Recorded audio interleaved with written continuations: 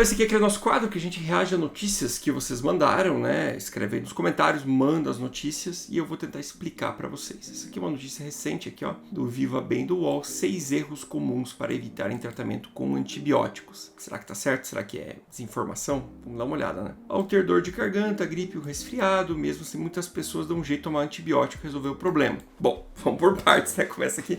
Antibiótico hoje é medicamento de receita controlada, né? Então você precisa ter receita médica. A receita fica retida para você conseguir. Por que aconteceu isso? Isso foi bem polêmico na época, justamente por causa disso aqui, né? Que as pessoas utilizavam antibiótico para qualquer coisa, né? Então, para resfriado, para vírus da gripe, para Covid, tudo tomava antibiótico. E muitas vezes eram doenças que resolveriam sozinha, com ou sem o antibiótico, e estava se utilizando muito antibiótico, a resistência bacteriana estava subindo muito.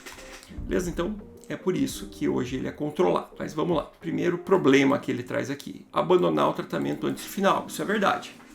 Tá? Quando você abandona o tratamento do antibiótico antes do final, pode ser que você deixe bactérias no teu corpo, bactérias que ficam colonizantes. Então tem dois conceitos diferentes aqui: a infecção, que é quando a bactéria está causando doença, mas tem algumas bactérias que vivem no nosso corpo e algumas são boas até para isso. Quando você não conclui o tratamento completo do antibiótico, alguma bactéria dessas que causam doença, elas podem ficar morando ali no teu corpo. E aí no momento de imunidade mais baixa, elas causarem uma nova infecção. Então você não erradica completamente, tá? Ele coloca aqui, isso aqui não, tá? Abandonar o tratamento antes do final pode tornar a bactéria ainda mais forte, porque ela não morre e pode gerar uma resistência. Não, isso aqui não existe. Tá? A resistência bacteriana, ela não acontece porque você não concluiu o tratamento com antibiótico. Por que acontece a resistência? Tem vídeo aqui no canal explicando resistência bacteriana. Tá? Depois você assiste lá que você vai entender isso certinho. Mas basicamente o que acontece quando você usa muito antibiótico é que eventualmente ali no meio das bactérias que estão causando a doença, uma delas teve lá uma mutação e ela passa a ser resistente ao antibiótico. E aí você mata as outras e ela sobra. E daí ela começa a se proliferar. Tá? É por seleção, não é por exposição. Tipo, você vai dando pouquinho, ela pum, fica forte, aprende a resistir àquele antibiótico. Não é assim que funciona a resistência, tá? Apesar de parecer intuitivo pensar dessa forma, não é assim. Então imagina que eu tenho uma população com muitas bactérias, eu mato elas, ali no meio, uma ou outra é resistente. E aí essa bactéria vai se proliferando, tá? Esse era o problema lá do uso excessivo de antibiótico. O que acontecia? Você, às vezes, não tinha uma doença bacteriana, tomava o antibiótico e você ia induzindo essa seleção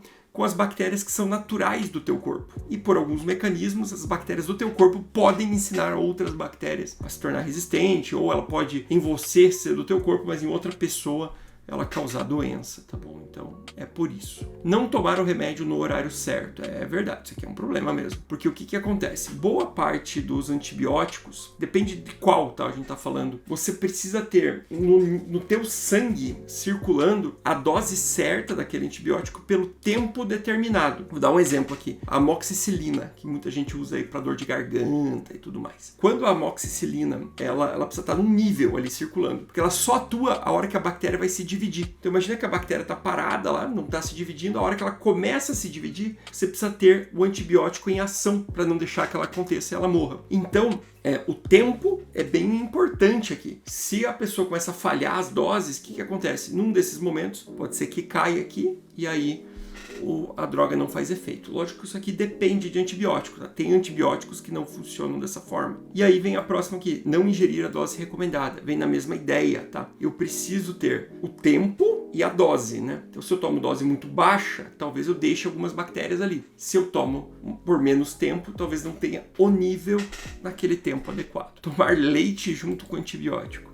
Não, tá? Isso aqui é mito. Ah, tá, ele escreveu que o erro não vale para todos os tipos de antibiótico. São mínimos os antibióticos que não podem ser tomados com leite, tá? Mas o cara pode inativar o efeito da tetraciclina. Perfeito, só a tetraciclina mesmo. Só vou dizer uma coisa, quase ninguém usa tetraciclina, tá bom? Só para acne mesmo. Beleza, só para isso. isso. Para quase mais nada a gente usa tetraciclina. Então, isso aqui, do jeito que está colocado aqui, a pessoa só lê o título aqui para achar que não pode tomar leite. Isso não existe. Aqui é outro mito, ó. Consumir álcool durante o tratamento. Apesar de não ser a combinação, não é recomendada pelos especialistas. Gente, assim, para ser bem sincero com isso aqui é um medo que as pessoas querem botar às vezes, tá? No passado, sim, tinha alguns antibióticos muito específicos que interagiam com o álcool, mas na verdade é que a grande maioria deles não tem essa interação não. Quer ver? Eu vou colocar aqui o Interaction Checker do Medscape. O que é isso aqui? Isso aqui é a maior base que tem, em que você consegue colocar o remédio e outro remédio, outra substância, e ver se eles interagem a ponto de proibir o uso.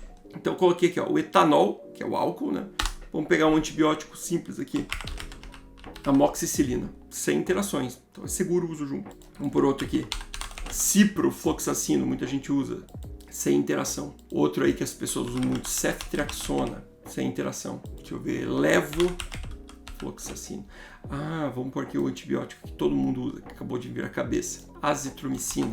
Viram? A grande maioria dos antibióticos do dia a dia não tem interação. Quem tem interação é esse aqui, ó. O metronidazol. Esse tem. Tá? Esse tem interação grave, que ele pode piorar muito o efeito do álcool, tá? Ele faz esse efeito de sulfiram aqui. Esse sim é perigoso. Agora, a grande maioria não vai ter efeito, não. Então, não. O álcool não corta o efeito da grande maioria dos antibióticos e não, ele não piora, tá bom? Tudo isso que ele coloca aqui, tem um efeito diurético, que faz com que reduza mais rápido. Não, porque a maior parte das vezes esse efeito diurético ele acaba sendo só a excreção de água a mais e não da droga em si. Tanto que se fosse assim, paciente com insuficiência cardíaca que toma diurético não ia ter que ajustar a dose de antibiótico.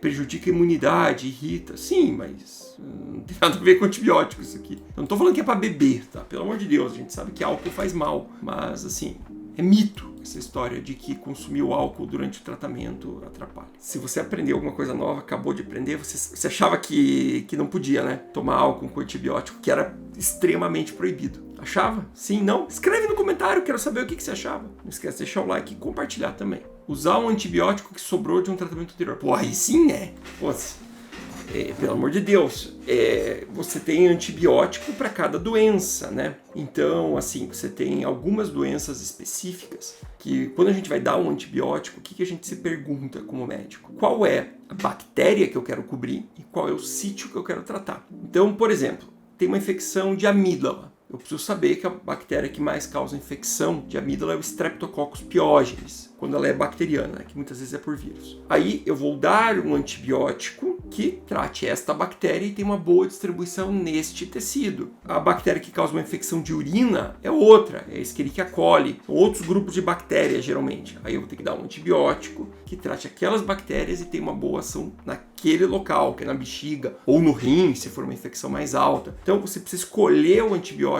direcionado com isso, tá? Então não é todos os antibióticos iguais, tá bom? Não, definitivamente não é isso. Mas e aí, gente? Aprendeu alguma coisa com esse vídeo? Quebrei alguns mitos? Aprendeu alguma coisa nova? Gostou?